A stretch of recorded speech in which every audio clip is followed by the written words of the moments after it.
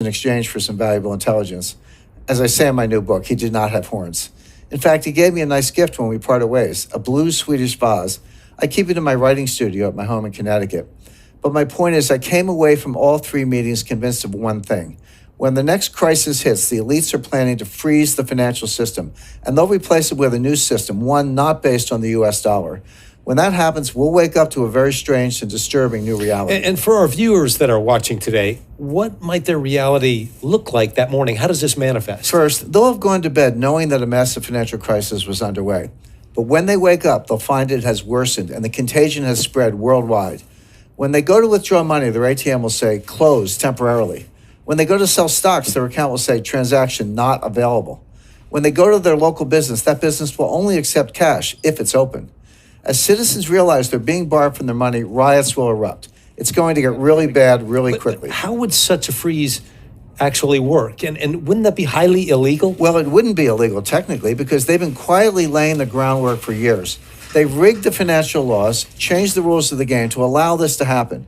The stage is set. They have the levers in place. The lights are positioned. Now someone just needs to flick a switch and they'll impose ICE 9 rapidly.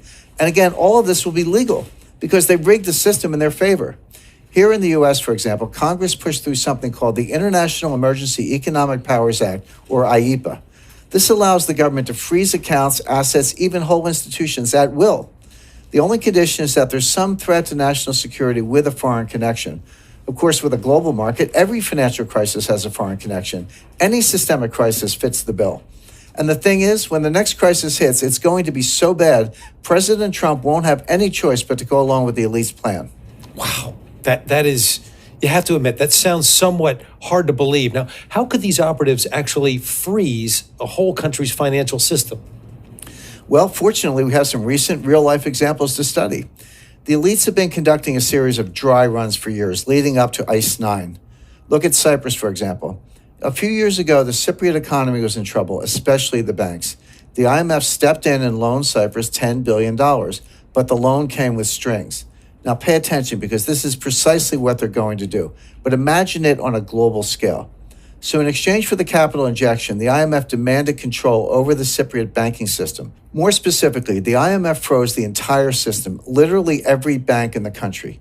And they did that to ensure the IMF's demands were met, including strict capital controls. So how did all of this impact regular citizens? Their local ATMs went dark. Even the bank branches closed, permanently in some cases. Citizens could not withdraw cash. They couldn't even transfer funds from one account to the other. What came next? Wealth extraction on a grand scale. The IMF basically stole 6 to 10% of all the cash in the Cypriot bank accounts. How did the elites justify this? They called it a levy, the price regular citizens had to pay for their government's missteps. Keep in mind, these asset confiscations were done at the balance sheet level with the institutions themselves. They never had to confiscate individual accounts. They froze every account by controlling a handful of the country's biggest banks. When the next crisis hits, we're going to see this here in the U.S. and around the world, and it'll be a highly coordinated global attack on the entire system simultaneously.